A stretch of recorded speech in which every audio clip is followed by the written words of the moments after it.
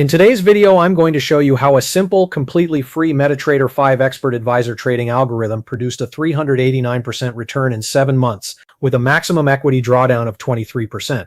And that wasn't the most profitable result. The highest returning Aussie Canadian dollar test produced approximately 3,177%, although that came with a much more aggressive 50% equity drawdown.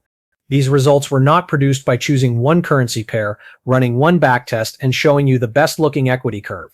I conducted thousands of optimized backtests testing different instruments, time frames, grid intervals, position sizes, and risk levels to find the strongest combinations. The EA is available as a free download. You'll find the link in the description below. But before we begin, a word about risk. A long-only grid EA opens buy positions and continues adding additional buy positions as the market declines. This can work very well when an asset is generally rising, ranging, or eventually recovers after a decline. However, if the price continues falling without a sufficient recovery, the EA can continue accumulating positions, using more margin and increasing the account's exposure. Because leverage trading amplifies both profits and losses, an algorithm can absolutely wipe out an account. Do not commit more money to this EA or to any leverage trading strategy than you are prepared to lose completely. Backtest results are not guarantees of future performance, and a strategy that survived a historical period may behave very differently during an unexpected market event. In a future video, we'll look at hedging techniques, exposure limits, drawdown controls, and other ways to reduce the risks associated with grid trading. With that warning clearly stated, let's get started. The first step is to download the UltraCore FX Grid EA using the link in the description. Once the file has been downloaded, open MetaTrader 5, click File, and then select Open Data Folder. From the Data folder, open the MQL5 folder, and then open the Experts folder.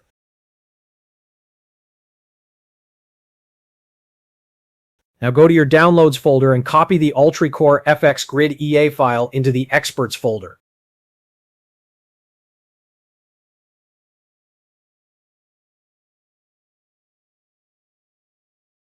You can then restart MetaTrader 5 or return to the Navigator panel, right-click on Expert Advisors, and select Refresh. The EA should now appear in your list of available expert advisors and will be ready to use inside the Strategy Tester. To open the Strategy Tester, press Ctrl and R or select it from the View menu. For the initial test, I'm using a date range from January 1st to July 31st, 2026. The starting deposit is $1,000. Under the optimization setting, I select all symbols selected in MarketWatch. The reason for beginning with a multi-symbol test is that this strategy is largely agnostic to the instrument and time frame. The EA is not specifically designed for Pound USD, Aussie Canadian dollar, Bitcoin, or any other individual market. Its underlying behavior remains the same. It opens a long position and then adds another buy order whenever the market declines by the specified grid interval. My objective is therefore to search for the best performing combination of instrument, time frame, grid step, position size, and risk level. My MarketWatch list contains 8 instruments, 2 cryptocurrencies, gold, and 5 currency pairs. I will eventually scan every time frame from the 1-minute chart, or M1, all the way up to the daily chart, or D1. However, I'll begin with a broader sweep across all 8 symbols using 4 representative time frames, M1, M5, M15, and H1.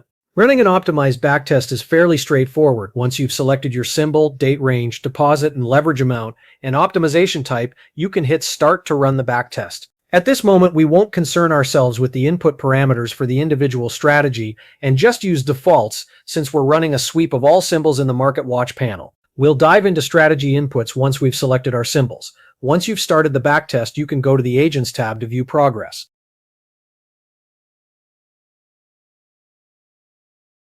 I'm now going to display the results of the previous multi-symbol tests. Here I'm paying particular attention to which symbols have the highest profit and lowest drawdown from each of the backtests. Here are the results from the 1-minute time frame.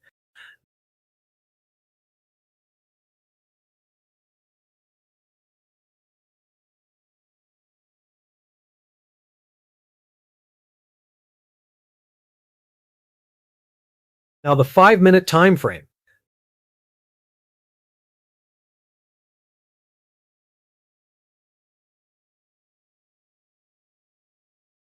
15-minute time frame.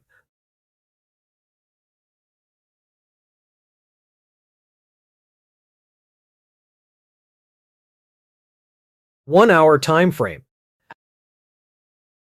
As we compare these results, two instruments begin to stand out: Pound USD and Aussie Canadian dollar. Both pairs remain consistently profitable across several different time frames. That consistency matters. A strategy that produces one exceptional result on one symbol and one time frame may simply be benefiting from a very specific historical pattern. When a strategy remains profitable across multiple instruments, time frames, and parameter combinations, that is a stronger indication of robustness. It is still not proof that the strategy will be profitable in live trading. However, it is considerably more encouraging than an isolated backtest result that disappears as soon as one setting is changed. Based on the initial sweep, I decided to begin the full optimization process with Pound USD. For the Pound USD optimization, I'm using the same date range, January 1st through July 31st, 2026. This time, however, I'm expanding the search to include every time frame from the 1-minute chart through the daily chart. I'm also going to optimize the grid step and the position sizing formula. On the Settings tab, I changed the optimization setting from All Symbols Selected in MarketWatch to Fast Genetic-Based Algorithm. A full search through every possible combination would require an enormous number of tests. The genetic algorithm attempts to identify promising areas of the parameter space without necessarily testing every possible combination. This can significantly reduce the processing time while still helping us identify strong parameter sets. Next, I open the Inputs tab and select the parameters I want MetaTrader to optimize. The first parameter is the strategy time frame.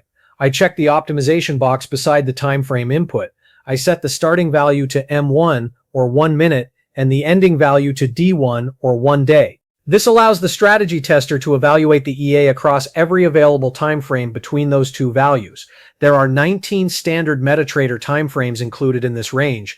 The next parameter is the grid step. The grid step determines how far the market must decline before the EA opens another buy order. For example, a smaller grid step causes the EA to add positions more frequently. That can increase profit when the market rebounds, but it can also cause exposure and margin usage to build much more quickly during a sustained decline. A wider grid step places the orders farther apart. This generally reduces trading frequency and can reduce the speed at which exposure accumulates, although it may also reduce the strategy's profit potential. For this optimization, I set the grid step to start at 100 points, increase by 100 points, end at 1000 points. That gives us 10 different grid step values for each time frame. With 19 timeframes and 10 grid step values, we already have 190 timeframe and grid combinations, but we still need to optimize the most important variable, position sizing. The EA calculates its position size using an X lots per Y account balance formula. By default, the EA uses 0.01 lot for every $500 in account balance. For example, with a $1,000 account, the default formula would produce an initial trade size of 0.02 lots. For this optimization, I'm going to test both sides of that formula. The lot size variable will range from 0.01 to 0.02 lots. The account balance divisor will range from $100 to $1,000. On the conservative end, the EA would trade approximately 0.01 lot for every $1,000 in account balance. On the most aggressive end, it would trade 0.02 lots for every $100 in account balance. That aggressive setting can produce much larger returns, but it can also create extreme exposure and a very high probability of account failure. Finally, we have the basket take profit, which is measured in price points above the average cost. We'll start at 50 and increase by 50 each time until we reach 500. For example, if our average purchase price for Pound USD was 1.33001, we're testing a take profit range from 1.33051 to 1.33551. Between these variables, we have 20 position sizing combinations for every time frame and grid step combination, plus 10 take profit points combinations, giving us 200 combinations. We previously calculated 190 combinations of time frame and grid step. Multiplying that by the 200 position sizing and take profit combinations gives us 38,000 potential optimized test combinations. I'll pause the recording here while MetaTrader completes the optimization. Once it is finished, we'll come back and analyze the results. The optimization is now complete, and MetaTrader has generated a scatter plot representing the results. Each dot on this graph represents one optimization pass or one specific combination of time frame, grid step, lot size, and balance divisor. The horizontal reference line across the middle represents the break-even level for the selected profitability metric. Results above that line were profitable. Results below the line lost money. The higher a point appears above the break-even line, the stronger its result was, according to the selected optimization criterion. But we should not simply look for the single highest dot. What I'm interested in is whether we can see clusters of profitable results. A cluster suggests that several neighboring parameter combinations produce positive outcomes. That is generally more encouraging than one isolated result surrounded by losing tests, because an isolated spike may depend on an extremely precise set of historical conditions. The objective is not merely to find the highest return, it is to find a result that offers an acceptable balance between return, drawdown, and parameter stability. Looking at the individual pound USD results, the most profitable test produced approximately a 255% return. That initially looks very attractive. However, the maximum drawdown was approximately 67%. To achieve that return, the trader would have needed to endure a decline of more than 2/3 of the account's equity. Most traders would find that psychologically difficult, and a relatively small deterioration in market conditions could potentially have caused the account to fail. A little farther down the list, we find a much more conservative result. This test produced approximately a 109% return, with maximum drawdown of just under 17%. That is a dramatically different risk profile. The return is lower, but the account experiences considerably less stress.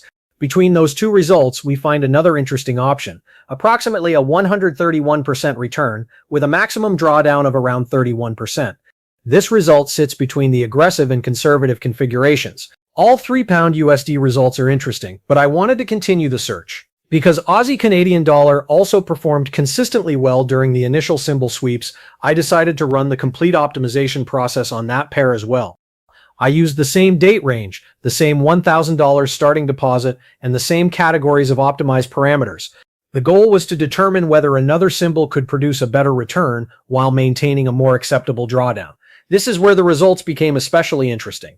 The highest returning Aussie Canadian dollar configuration produced approximately a 3,177% return. Its maximum equity drawdown was approximately 50%. That is still an aggressive result, but it produced a considerably larger return than the highest performing pound USD test, with a lower drawdown than pound USD's 67% maximum. Farther down the Aussie Canadian dollar results, however, we find the configuration that ultimately stood out as the best overall balance. This test produced approximately a 389% return, with maximum equity drawdown of approximately 23%. That means the original $1,000 deposit would have grown to approximately $4,890 during the 7-month backtest period. At the same time, its drawdown remained substantially lower than the most aggressive pound USD and Aussie Canadian dollar configurations. Let's now run individual backtest for this parameter set and examine the equity curve. To do that, I just need to right-click on the individual result and select Run Single Test. The equity curve helps us understand how the return was generated. We can see whether growth was relatively steady, whether the EA spent long periods in drawdown, and whether most of the profit came from one isolated recovery. Based on the instruments included in this test, this Aussie Canadian dollar configuration provided the strongest overall combination of return and controlled drawdown. That is why I selected it as the winning result. It was not simply the test with the highest profit, it was the configuration that offered the most compelling balance between growth and risk. Of course, a 23% drawdown is still meaningful, and there is no guarantee that future drawdown would remain at that level. Live spreads, slippage, execution delays, changing market conditions, and sustained directional moves can all cause live performance to differ from a backtest. That is why these results should be treated as research, not as a promise of future returns. Here is a look at the settings that produced this backtest result. Note that not all historical price feeds are the same, so the results may vary depending on your broker. This particular test result was achieved using DNA Markets and verified again using 8cap. If you'd like to download the EA, the link is waiting for you in the description below. I'd encourage you to experiment with different symbols, compare the results, and see what you discover. Every market behaves differently, and that's one of the most fascinating parts of algorithmic trading. If you have questions, ideas for future videos, or you'd like to learn more about algorithmic trading, feel free to leave a comment below or reach out directly. In future videos, we'll continue improving this strategy by exploring hedging techniques for better risk management, more robust backtesting techniques, and eventually more advanced expert advisors. If you enjoyed this video, please like, subscribe, and I'll see you in the next one.